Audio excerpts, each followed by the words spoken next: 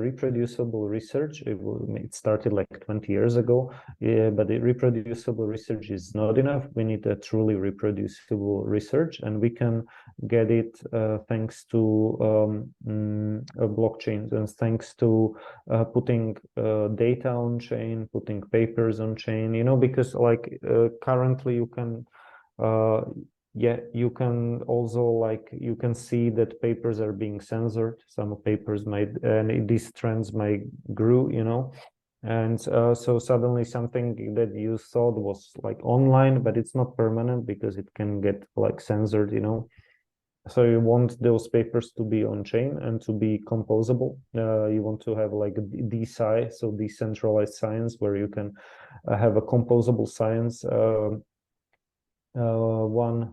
One paper being imported by another paper, so it's not like just citing the paper, but like importing it, and combining those, and you have like a information supply chain that you can audit. You can find out like where in this supply chain of these citations actually there was some kind of a faulty maybe paper that kind of created some kind of myth that I don't know, spinach is super healthy or something. And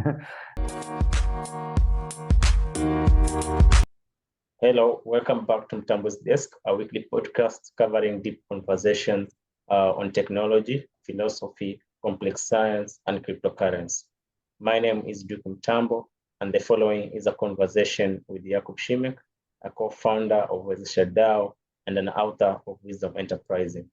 In today's episode, I'll be talking with Jakub Simek about his article, Truly Reproducible Research, under the daily Balajisms series. And now, dear friends, here is Jakub Simek. Jakub, thank you once again for joining me on this show. Thank you, Duke. It's good to see you. Well, in your article, you explain how Balaji Srinivasan sees truly reproducible research as the next step in open science and citizen science movement. Can you explain about that? Yeah, so this is like a process that is taking already decades, so but biology talks about like how basically you can do more and more things with computers and on computers, so you can, and actually many of these fields, I don't know, are becoming parts of computer science. So you can have like computational archaeology, or computational history, so and so you can do like lots of manipulation of data on your computers, and many of those proofs it can be done on using computers. So and the next step is not just I don't know, having online access, let's say, to open source and open science, like some science science that is not behind paywalls, but the next step is like not just online but also on chain, so like putting those papers on chain and and creating composable science. So something like composable finance, DeFi, so decentralized finance, like composable finance, meaning like you can have like one smart contract calling another smart contract, and you can like compose them, stack them on each other, and like you can you can, like, this is like a great feature, you can have like a one it's like one function calling another one, instead of like quoting citing papers, you can like import them, like and so okay, so this is like what Balaji wants to see with the truly reproducible research, is the next step in this like evolution, where previously it was just like reproducible research, meaning like you have something like Python has this well, let me check because now the name escapes me, but I actually used it as well. I think it was called IPython before, but it changed the name to, well, Anaconda has the distribution, but like let me check it. You know, it's like Wolfram has something similar, like with his Mathematica and Wolfram language, but like that's not open source. And this thing with Python, but it's like a notebook, like a Jupyter notebook. Okay, so it's called Jupyter Notebook. Yeah, Sorry okay. for my brainstorming process here. Okay, that's also one thing that I tried to learn a couple of times, but I think I got farther with Wolfram language. But I'm not a scientist, you know, I'm not using it Yeah. like on a daily basis, and you need some forcing function to actually do some math or some science like with these tools. But okay, but at least I it's a work in progress. Yeah, I'm trying to do some online courses on this. But anyhow, That's nice. cool. So you have like yeah, if you have like statistics, Balaji talks about like, okay, maybe you can start like with statistics and like one paper calling another, one paper, you know, it's like you import one paper. But with this like Jupyter Notebook or something, basically, or with Wolfram's language, and you have also like, I think it's also called Notebook. It's basically, you're just like writing, and you can write like, you know, text, and then you have like a code there, like, you know, just like, so you have like instead of just like publishing a PDF, Yeah. which, you know, so you have like closed science, or I don't know, behind the paywalls. Then you have the next step is like how to reform it.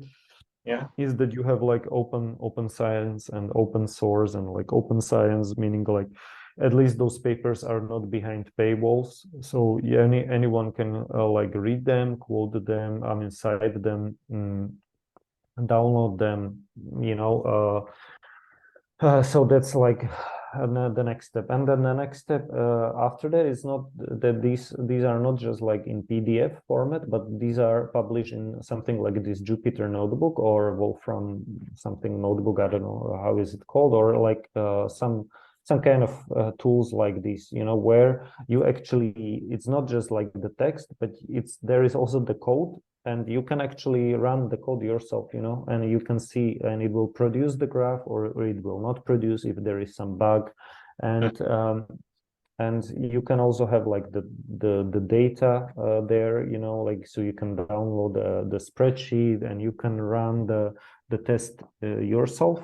And there are also some kind of checks that you can then do. There is this Benford's law that Balaji talks about. It's like some kind of interesting law that says like that can help you to check if, let's say, those data were doctored or not, if they were like kind of tampered with or fabricated or something, those data would violate this Benford's law, which says that most of those numbers have like small digits, like are starting with 1 or something, you know. It's I mean, again, I'm not an expert in this. It's just like reproducing what I read or listened to Balaji, which is quite a specific domain, but basically his idea here is like that reproducible research, it started like 20 years ago, but the reproducible research is not enough. We need a truly reproducible research, and we can get it thanks to blockchains, and thanks to putting data on chain, putting papers on chain, you know, because like currently you can yeah, you can also like, you can see that papers are being censored. Some papers might, and these trends might grow, you know. And so suddenly something that you thought was like online, but it's not permanent because it can get like censored, you know.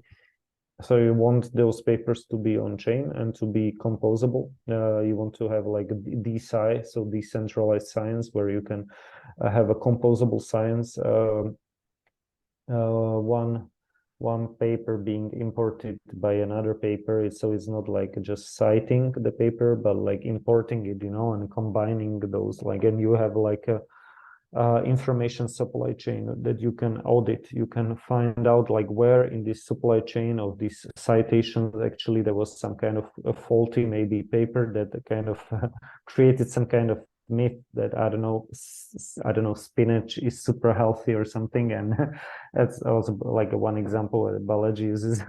That I don't know, it was maybe originated many years ago, and maybe it's not a solid research, or yeah, just like maybe another Mark Andreessen discusses another thing that sometimes, like sometimes there are many like all of these like woke, I don't know, things floating around the internet, like people getting mad or crazy, and it doesn't result into much. But sometimes you have some like I don't know, I didn't double check it, maybe I should, like, but like but at least I trust the guy. Of course, there is like some kind of research, which was like some shoddy research maybe done by a kid about the straws, the plastic straws, Yeah.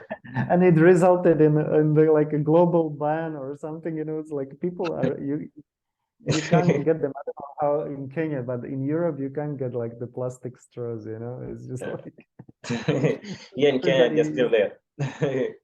yeah, okay, we have to move to Kenya then, because you only get like the paper ones, or yeah, or some yeah, you get like paper ones, and they're like destroyed in like few minutes, when Yeah. you are halfway through your juice and it's like destroyed. Okay, it's like I understand that this might be more ecological, and so because I don't know, it's paper is probably better than plastic.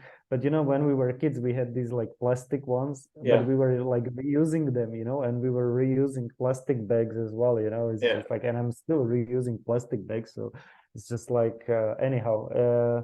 But I'm not I'm not against paper straws, but sometimes it's kind of silly. Which is what is interesting, that you can have like one paper. It's like the monopoly of truth. It's also Balaji talks like a monopoly of truth is like upstream of the monopoly on violence, or the monopoly on truth. So it's like the prestigious science, or the centralized science, the prestigious institutions, or even some kid like producing some paper about plastic straws as the biggest I don't know, pollution problem, can actually have this effect then on this thing being regulated. So the science is really important, and we saw it with COVID, where the science was kind of changing quite a lot. Like the masks didn't work before they did, and and so some vaccines were better than others, or some medicines were better than others because of, I don't know, many either political reasons or incentives, and it changed. But it's normal that science develops and changes. It changes according to the new data, new facts on the ground. But often it was like due to political, just like pressure, or political justification or viability or something. So let's say you had like a Nature, I think, was it like printing something like this opinion that against the lab leak theory, and then you find out that actually the people who are writing who wrote that paper had a conflict of interest, because they might have contributed actually into all these like gain of function research that might actually cost, just to be frank about it, I don't know, 10 15 or 5 to 15 million people dead, so, and then they are publishing something in Nature like against the lab leak theory, which is okay, just a hypothesis, but like according to the Israeli startup focused on this kind of like researching these kind of issues, they're called the Root Claim. According to them, I think it's like 84% chance that actually the virus escaped from the lab. And like 2 years ago, you couldn't discuss it before without your channel being censored and you being deplatformed. And because some guys wrote it in the nature in nature, like according to nature. I don't know. It's just and the guys were actually culprits, so or partially culprits. So it's interesting, you know. And this is basically how the current science works. And you can get something better, you know. You can get like truly reproducible research. That's the through the something like the ledger of record, the concept by Balaji, through crypto oracles, and through blockchains and composable science and decentralized science, where you can have pseudonymous scientists that are that are reporting like these kind of things, like actually the evidence. I think it was the project evidence actually published on GitHub by pseudonymous scientists on actually the origins of COVID. That was like one example actually. Yeah, and sorry, I'm talking too long, but maybe you want to have another question, but like just to wrap it up, that Balaji wants or proposes something like Satoshi prize for pseudonymous scientists, like in the future, you know, like you can yeah, something like those guys, like publishing anonymously, or sorry, pseudonymously, evidence that supports the lab leak hypothesis very early in 2020, you know. Amidst all this censorship and stuff. And of course, after Trump is gone from the office, and now when the tensions between the US and China are rising, and so the lab leak now, currently the lab leak is useful, you know, so it's not being censored. But, you know, but it did appear in the nature, so obviously the nature argued against it. But then you have like let's say like these guys doing research like at the root claim, backing up their logic and coming up to conclusion that it's like 84% probable that actually escaped from the lab. And yeah, and the one is better than the other, meaning like it's just like a prestigious citation doesn't mean reproducible research, you know, or doesn't mean replication. So so it's like independent replication over prestigious citation. That's like the idea by Balaji, what the science is about. So, yeah, so Balaji talks like or discusses this prestigious yeah, so sorry, independent replication over prestigious citations is the essence of science. So the independent replication is the essence of science. Okay, that's a very interesting idea. And how do you see this idea of decentralized science evolving in the future? Right, so it's something similar, like with we discussed before with the truth machine, and like how Bitcoin was the providing crypto history, but only for financial transactions of like who, when, and to whom, like who paid or who transacted what amount to whom at what time stamp, you know, at what time. But then this kind of spread into or it's spreading into other areas, like you can have proof of location, proof of identity, and with the decentralized social media, you can get and put on blockchains. You can now have like lots of other media put on blockchain. So it's a very slow process, because I mean, I don't know if slow, but it's very early still. It's like internet in 2000s, says Balaji, because you know you have these like bandwidth problems, or I mean, as before the bandwidth was slow, and now the block space probably needs to increase. But you could even like, but even with Bitcoin itself, you can there is Balaji talks about it, or writes also in his book, that there is this like function or something called like OP return on okay, I'm not a developer Bitcoin or something, but you can actually like just insert like some text also in a Bitcoin itself, which is like in the blog itself. which is quite expensive, but it might be like just like providing like a proof that this, I don't know, chain or this for something like really important. Maybe you want to even put it in the Bitcoin blockchain. But you can have many like different layer ones, layer twos, different protocols like which have cheaper transactions or have like are like layer twos and stuff like that. We discussed also before the pseudonymous economy. So like with zero knowledge, you can let's say zero knowledge technology. You can let's say prove only your partial information about you, like your credentials. If you or your portfolio or something, or your proof of reserves or proof of holding or proof of, I don't know, these NFTs or some certificates that you earned as I don't know, that you worked on these projects, but you can still remain pseudonymous. So this can help with the pseudonymous science, and also blockchains can help with funding science. And there are also like we discussed longevity and some there are some influencers in this area, the Haberman, and also like, I don't know, Peter Diamandis. Then there is this yeah, now I forgot his name, a third guy who has like his own lab. And yeah, and so there is another issue we didn't mention, just like very briefly. So and even the next step, because you can still you can still have a, like, let's say, faulty research or or you can have some manipulated data or something.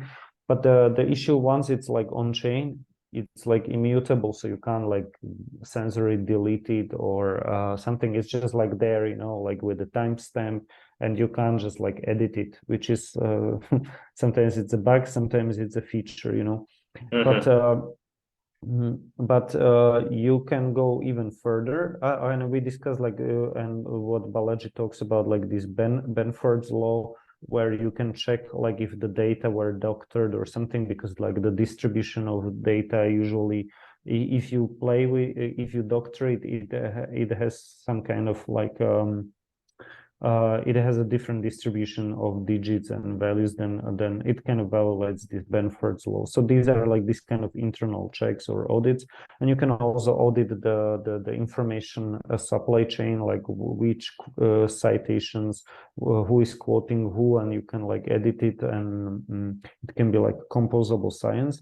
But what we didn't discuss is these crypto instruments, which is another like maybe level where you now are getting into the technical instruments, which are like recording the data, and they are like basically putting these instruments are putting the data directly on chain, you know. So like and then they are like controlling for batch effects, like when, I don't know, you know, like you are doing research on like one batch of some, I don't know, some in the context of biotech or something, and when the environment changes or the weather changes or something, you know, another batch can have a like can produce a different values or something, but it might be just like a batch effect that it's just like and you can control for this. But but what is important is like I bet this is again just like a next step is that these crypto instruments will be then just be able to prevent this or like reduce this kind of batch effects, or like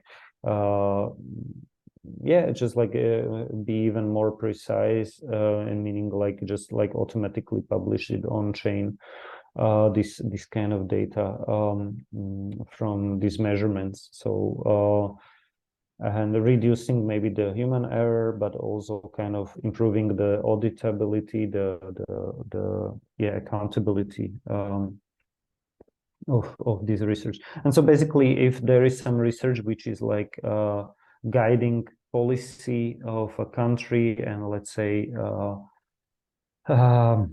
and so requiring, I don't know, countries to spend like billions of dollars or euros, and if it's like many lives are at stake, like maybe with with COVID or like with the vaccines or something, you want to be as rigorous and as precise as possible, and you want to invest into this. So it's like basically fiat science is not enough, and fiat information is not enough. You want to have crypto information and crypto science. Yeah, that's the gist of it.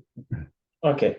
As we wrap up, I wanted to ask about the impact of decentralized science on funding and the scientific community. How do you see this affecting the current system of grant funding and peer review? Mm-hmm. You're right. So again, just like quoting Balaji or like kind of summarizing what he says, like now you have various other avenues. Like as a scientist, you can become this YouTube influencer, and he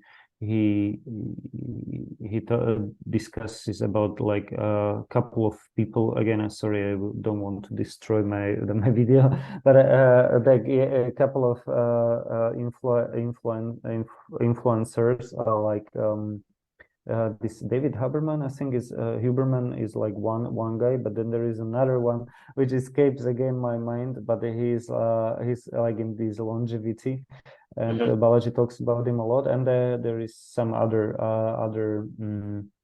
YouTube channels like focused on science or something. So you can be like, let's say, like a YouTube influencer. There's one path. You can be like.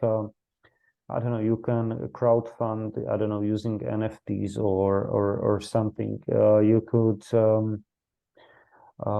yeah, that's like another avenue. You could like start a company and get a VC funding. That's is also another one.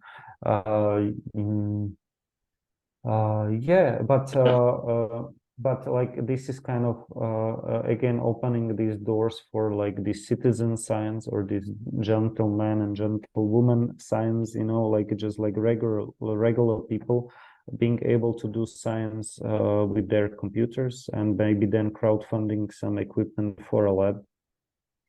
Yeah. Or becoming influencers and getting some revenue in this way. And basically Balaji talks, which is interesting, and I liked this point a lot because I'm not that good at selling. It's just like, or it's just okay. I brought a couple of grants and got a couple of funds, like in this context of development cooperation. And I inspired some others to move money somewhere, but it's like in the hundreds of thousands, okay, but it's not millions. So, but anyhow, but it was only a couple of ones. So I also, what I could maybe say, it's like this strategic fundraising or this complex sales. Peter Thiel like talks about it. Okay, maybe I have some like small skill there, like meaning like if you stay focused on one topic for like, I don't know, 2 or 3 or 4 years, you can like move the needle. You can influence maybe some people or get their attention, or just like and I'm doing it, I guess, or not even like realizing it sometimes, but just like yeah, but this, I mean, just like one example is that I was like working as a consultant for like one telco company some time ago, and I was like talking about like these microbits, and I was like writing about it and like being interested in it for like a year or something, until I almost forget about it. But then they picked it up, and they were like, okay, maybe we should put this microbit in our strategy. And then they actually then they invested like, I think, 200,000 euros into microbit, like into like various projects using microbits, so like in education Nice. in Slovakia. And I was like, okay, cool. That's like, it's just like being persistent and like doing it. But okay, we have other examples like that. Nevertheless, I'm not that good at sales, but what Balaji says that it's actually, and now getting to his quote from, it's like what Balaji says, that every job involves a sales component. So for example, if you are a scientist, you are writing grant proposals. If you are, I don't know, a teacher or something, you need to also like, I don't know, sell yourself to the headmaster or to your colleagues or like to the parents, you know, like promote yourself. So, and actually it's a really good point. So again, just like every job requires some kind of sales component, and I like it, you know, because I'm kind of like, I don't like this sales, like selling myself or like promoting myself online or something that much, you know. It's just like a necessary evil, but it's actually, it's kind of like, yeah, sorry, you know, it's just like you just gotta do it somehow, you know. Yeah. Yeah, okay. It's like a muscle you need to develop, you know. It's like yeah, it's just something like you need to train that muscle and it becomes easier over time, you know. So yeah, sales is important. That's true. That's true. Okay, Jakub, thank you for sharing your insights on this topic. Truly reproducible research. It's great. It's great having you on the Mtambo's Desk podcast again. Thank you, Duke. Take care and have a great day still. Well, that brings us to the end of this episode. If you enjoyed listening to Mtambo's Desk podcast, don't forget to subscribe, give this episode a thumbs up, and be sure to come back next week for another episode. Until then, this is Duke Mtambo, and don't forget to do good always.